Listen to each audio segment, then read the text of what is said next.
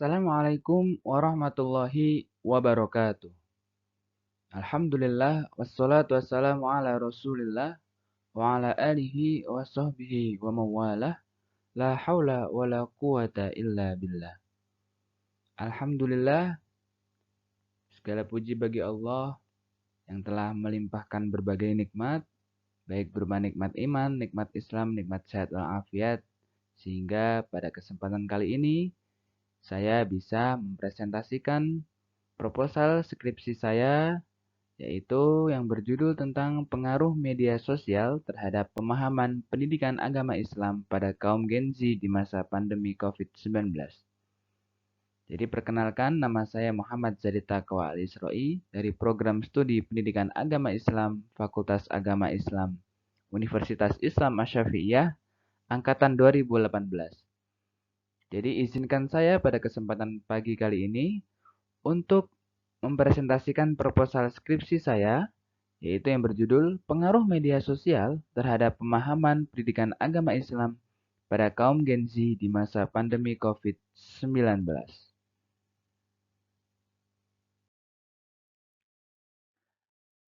Baik, pada poin pertama, yaitu latar belakang. Judul ini dilatar belakangi oleh alur permasalahan, di mana yang pertama, adanya peningkatan pengguna media sosial di Indonesia. Semenjak pandemi, data yang dikeluarkan oleh Hootsuite bahwasannya pengguna media sosial di Indonesia meningkat sekitar 6% atau 10 juta pengguna. Jadi total hingga saat ini pengguna media sosial aktif di Indonesia sebesar 170 juta pengguna atau 60% dari total penduduk di Indonesia. Kemudian, karena adanya peningkatan pengguna media sosial terlebih di masa pandemi, ini menimbulkan disrupsi di berbagai sektor dalam kehidupan, baik sektor kesehatan, sektor ekonomi, sektor pariwisata, maupun sektor pendidikan, khususnya pendidikan agama Islam. Nah, disrupsi ini tentu menimbulkan sedikit kekacauan di tengah-tengah masyarakat sosial, di mana misalnya mulai banyak konten-konten pornografi, konten-konten kekerasan yang bisa dengan mudah kita akses dan kita dapatkan di media sosial. Belum lagi kekerasan seksual meningkat di negara Indonesia. Tentu ini juga dibarengi karena adanya peningkatan konsumsi video pornografi. Nah, kemudian belum lagi ada isu-isu hoak yang seringkali disebarkan oleh buzzer-buzzer bayaran yang menggiring opini publik untuk kepentingan tertentu. Kemudian netizen-netizen di Indonesia seringkali sangat mudah untuk mencaci maki, sangat mudah untuk membuli satu sama lain hanya karena berbeda pendapat. Tentu peristiwa-peristiwa ini jauh dari pemahaman agama. Nah, kekacauan ini ditengarai karena kurang siapnya masyarakat Indonesia dan kurangnya edukasi masyarakat Indonesia. Kemudian juga mungkin disebabkan karena jauhnya pemahaman agama masyarakat, khususnya kaum Gen Z. Karena mayoritas pengguna media sosial adalah kaum Gen Z. Baik, karena jauhnya pemahaman kaum Gen Z ini menyebabkan kekacauan di tengah-tengah masyarakat. Nah, kebebasan informasi yang ditawarkan oleh media sosial ini kebanyakan justru dimanfaatkan oleh kaum Gen Z untuk mengakses konten-konten keagamaan. Konten-konten keagamaan tadi sangat mudah diakses baik melalui YouTube, video TikTok, Instagram maupun Facebook atau bahkan di grup WhatsApp. Nah, namun seringkali kemudahan atau kebenaran informasi yang ada dalam media sosial ini justru tidak relevan dan belum tentu kredibel. Berbeda dengan pendidikan umum, pendidikan agama ini tidak bisa dipelajari dengan autodidak atau dipelajari sendiri. Dibutuhkan guru yang bersanadkan yang jelas. Makanya seringkali muncul fenomena puber agama atau mabuk agama dikarenakan disinformasi atau miskomunikasi terkait dengan pemahaman pendidikan agama Islam di media sosial. Baik, kita lanjut pada identifikasi masalah. Jadi ada 8 identifikasi masalah terkait dengan proposal skripsi saya. Yang pertama, mengubah pola hidup masyarakat di berbagai sektor. Kemudian adanya adiksi media sosial khususnya bagi kalangan kaum Gen Z. Kemudian mudah dan cepatnya akses pornografi dan konten kekerasan. Identifikasi masalah selanjutnya yaitu munculnya buzzer pemecah belah bangsa, kemudian meningkatnya insekuritas pada kaum Gen Z. Kemudian masalah selanjutnya yaitu adanya bullying, cacian, dan kata-kata kotor di media sosial. Kemudian selanjutnya kurangnya kredibilitas dan keakuratan informasi di media sosial. Dan identifikasi masalah yang terakhir yaitu puber agama dan mabuk agama di kalangan kaum Gen Z. Nah, dari identifikasi masalah tersebut, kita batasi hanya pada pengaruh media sosial terhadap pemahaman pendidikan agama Islam saja. Jadi dari berbagai identifikasi tadi, saya sebagai peneliti hanya membatasi terkait dengan pengaruhnya media sosial terhadap pemahaman pendidikan agama Islam. Baik, kita lanjut kepada rumusan masalah dan tujuan penelitian. Jadi rumusan masalah dari proposal skripsi ini adalah apakah terdapat pengaruh media sosial terhadap pemahaman pendidikan agama Islam pada kaum Gen Z di masa pandemi COVID-19? Kemudian tujuan penelitian dari proposal skripsi ini adalah untuk mengetahui adakah pengaruh media sosial terhadap pemahaman pendidikan agama Islam pada kaum Gen Z di masa pandemi COVID-19. Baik, lanjut kepada manfaat penelitian. Manfaat penelitian ini pada proposal skripsi ini banyak. Terbagi secara menjadi dua, yaitu manfaat secara teoritis maupun manfaat secara praktis. Manfaat teoritis ini ialah memberikan pemahaman dan edukasi kepada kaum Gen Z mengenai penggunaan media sosial dan pemahaman pendidikan agama Islam. Kemudian manfaat secara praktis. Yang pertama untuk penulis yaitu menambah wawasan dan edukasi bagi penulis. Kemudian manfaat yang kedua yaitu bagi para pembaca. Manfaatnya adalah sebagai referensi dan pengetahuan pada pembaca dan pihak-pihak terkait yang memiliki kepentingan terkait dengan media sosial dan pemahaman pendidikan agama Islam. Kemudian manfaat yang ketiga bagi peneliti, yaitu sebagai sumber informasi untuk penelitian-penelitian lebih lanjut. Nah, hasil penelitian yang relevan dengan judul-judul ini adalah yang pertama terkait dengan judulnya skripsi Abdul Aziz, yaitu yang berjudul Pengaruh Media Sosial terhadap Kualitas Ibadah Remaja Masjid di Kelurahan Tamamung, Kecamatan Panakukang, Kota Makassar. Di sini, dari judul ini ditemukan bahwasanya terdapat pengaruh antara media sosial terhadap kualitas ibadah remaja, di mana penggunaan media sosialnya di remaja masjid di Kelurahan Tamamung itu sangat tinggi, dan ini mengakibatkan pengurangan kualitas ibadah remaja di Kelurahan Tamamung, Kecamatan Panakukang, Kota Makassar.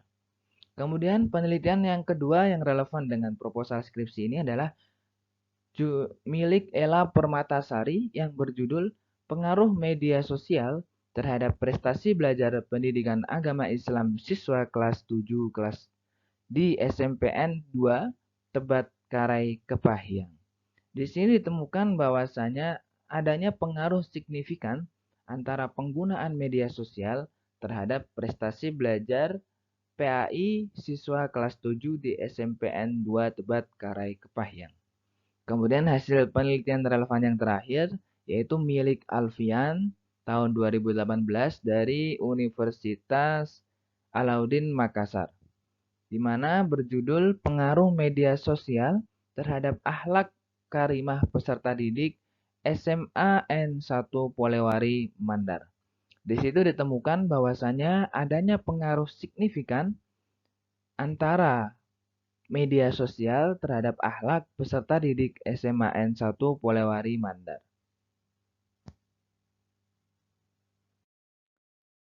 Baik, kita masuk kepada poin yang kedua atau bab kedua, poin A, terkait dengan kajian teori.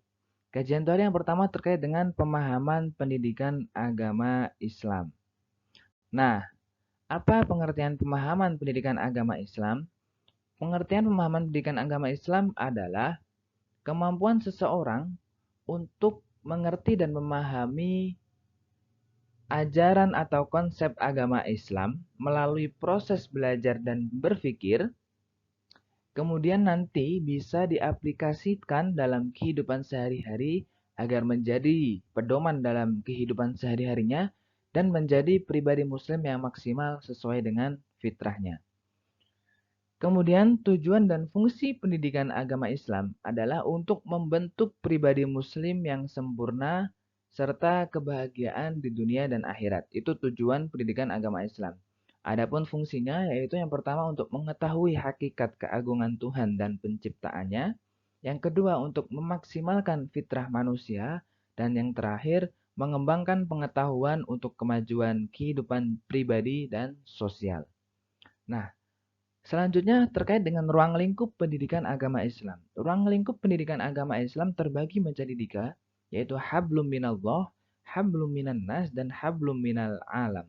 Yaitu hubungan dengan Allah secara vertikal, kemudian hubungan dengan manusia atau horizontal, kemudian hablum minal alam, hubungan dengan sesama lingkungan atau alam.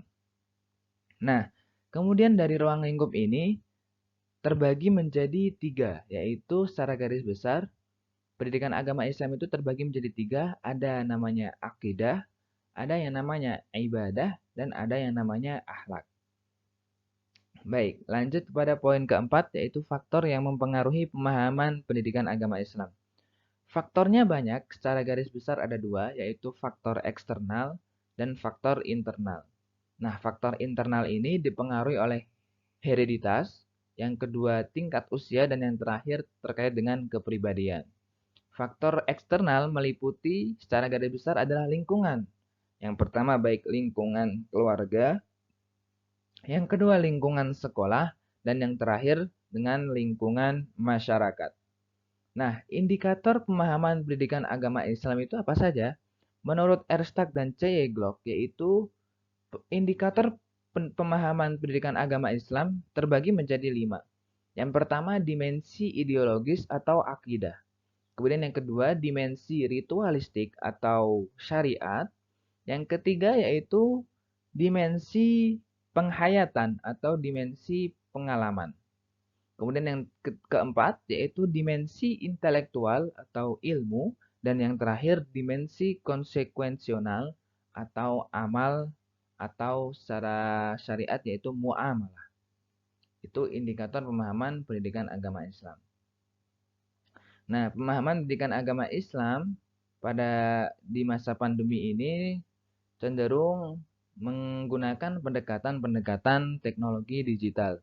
Di mana karena di masa pandemi ini justru mereka sering mengakses konten-konten keagamaan melalui gadget dan HP mereka. Adanya mungkin peningkatan terkait dengan pemahaman pendidikan agama Islam karena sangat mudah kita menemukan konten-konten keagamaan di media sosial kita. Baik, kita lanjut kepada kajian teori terkait dengan poin media sosial.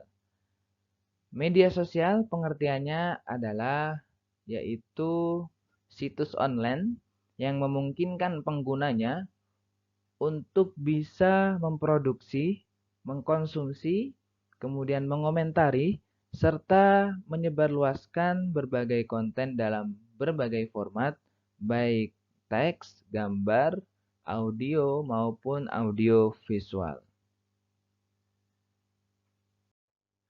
Kemudian poin yang kedua yaitu ciri-ciri dan karakteristik media sosial. Ciri-cirinya yaitu yang pertama pesan yang disampaikan tidak hanya untuk satu orang saja namun bisa ke berbagai banyak orang. Kemudian ciri-ciri yang kedua yaitu pesannya disampaikan secara bebas. Kemudian yang ketiga, ciri-ciri media sosial adalah pesan yang disampaikan cenderung lebih cepat dibanding media lainnya. Kemudian ciri-ciri yang terakhir terkait dengan media sosial adalah penerima pesan yang menentukan waktu interaksinya. Baik, kita lanjut kepada poin jenis-jenis media sosial. Jenis-jenis media sosial ini terbagi menjadi 6 atau 5. Yang pertama yaitu jenis media jejaring sosial atau social networking. Kemudian yang kedua yaitu jurnal online atau blog. Yang selanjutnya adalah jurnal online sederhana atau microblogging. Selanjutnya ada media berbagi atau media sharing. Selanjutnya ada penanda sosial atau social bookmarking. Dan yang terakhir media konten bersama atau wiki. Nah, dampak penggunaan media sosial secara garis besar ada dua, yaitu dampak positif dan dampak negatif. Dampak positifnya mungkin ada berbagai contoh, seperti misalnya kemudahan dalam berinteraksi dengan banyak orang, kemudian keluasan networking dalam pergaulan, kemudian tidak terikat antara jarak dan waktu. Kemudian kemudahan dalam mengekspresikan diri dan berpendapat di media sosial. Dan yang terakhir, dampak positifnya adalah biayanya terjangkau dan sangat murah. Kemudian dampak negatif dari media sosial. Yang pertama, menjauhkan orang-orang terdekat kita. Kemudian yang kedua, berkurangnya interaksi sosial secara tatap muka. Dan yang ketiga, menimbulkan adiksi bagi para penggunanya. Dan yang keempat yaitu terganggunya privasi di media sosial. Dan yang terakhir yaitu rentan adanya timbul konflik. Nah, itu adalah dampak dari penggunaan media sosial. Bagaimana penggunaan media sosial kaum Gen Z di masa pandemi? Seperti di latar belakang di atas, di mana bahwasanya adanya peningkatan pengguna media sosial pada kaum Gen Z, khususnya di masa pandemi. Karena di masa pandemi ini, banyak kaum Gen Z melakukan semua aktivitasnya di rumah, sehingga mereka merasa bosan dan mereka mengakses media sosial, mereka bahkan tidak hanya memiliki satu akun, mereka memiliki lebih dari satu akun, baik 3 akun maupun 4 akun tentang akun media sosial.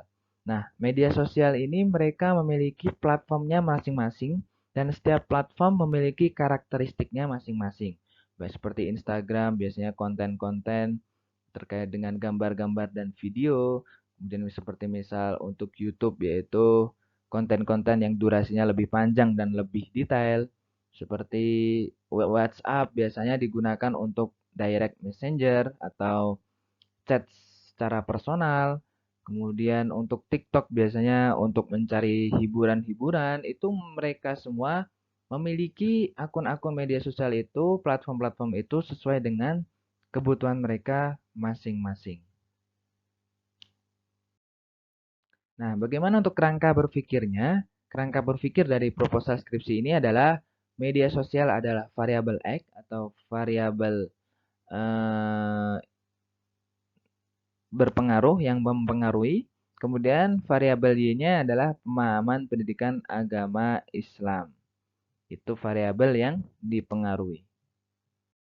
Nah, hipotesis dari proposal skripsi ini adalah H0 tidak terdapat pengaruh antara media sosial dengan pemahaman pendidikan agama Islam generasi Z di masa pandemi COVID-19. Kemudian H1-nya adalah terdapat pengaruh antara media sosial dengan pemahaman pendidikan agama Islam generasi Z di masa pandemi COVID-19. Baik, kita langsung lanjut di bab 3 atau bab terakhir terkait dengan proposal skripsi kali ini, yaitu jenis penelitian. Jenis penelitian yang digunakan atau jenis penelitian pada proposal skripsi ini adalah melakukan pendekatan kuantitatif, di mana data-datanya bisa diukur dengan jumlah-jumlah tertentu.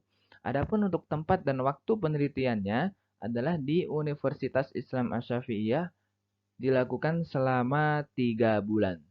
Kemudian untuk populasi dan sampel. Populasi pada proposal skripsi kali ini adalah mahasiswa prodi Pendidikan Agama Islam Universitas Islam Asy-Syafi'iyah. Dan teknik sampel yang digunakan adalah teknik simple random sampling. Jadi di mana sampel yang diambil itu diambil secara bebas, secara acak, tanpa memperhatikan strata, tanpa memperhatikan kelas, karena dirasa populasinya sudah homogen. Jadi dianggap menggunakan sampel teknik itu adalah teknik yang tepat. Nah, menurut buku dari referensi yang saya baca terkait dengan teknik sampling ini, menurut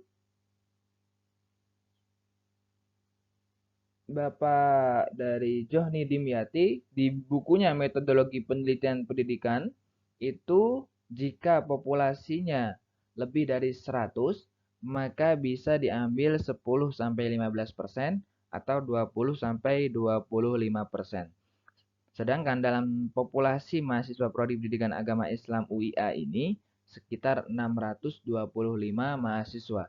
Jadi saya dalam sampel ini mengambil 15% dari 625 yaitu berjumlah 94 mahasiswa. Kemudian yang keempat yaitu instrumen penelitian. Instrumen yang saya gunakan ini instrumen kuesioner tentang media sosial dan pemahaman pendidikan agama Islam. Kuesioner ini diturunkan dari kajian teori, kemudian menjadi definisi konseptual, kemudian menjadi definisi operasional, dan menjadi indikator-indikator, baru menjadi pertanyaan-pertanyaan untuk memperoleh data. Nah, teknik pengumpulan data pada skripsi saya hari kali ini yaitu menggunakan 3 teknik. Yang pertama menggunakan kuesioner, yang kedua wawancara, dan yang terakhir dokumentasi. Adapun yang terakhir terkait dengan teknik analisis data adalah menggunakan analisis regresi sederhana, di mana analisis ini bisa untuk melihat seberapa besar pengaruh antara media sosial dengan pemahaman pendidikan agama Islam. Baik, terima kasih. Demikian presentasi proposal skripsi saya yang berjudul Pengaruh Media Sosial Terhadap Pemahaman Pendidikan Agama Islam pada Kaum Gen Z di Masa Pandemi COVID-19. Mohon maaf bila ada kurang kata atau kesalahan dalam penyampaian dan sikap. Kurang lebihnya mohon maaf. Wa'afu minkum. Wassalamualaikum warahmatullahi wabarakatuh.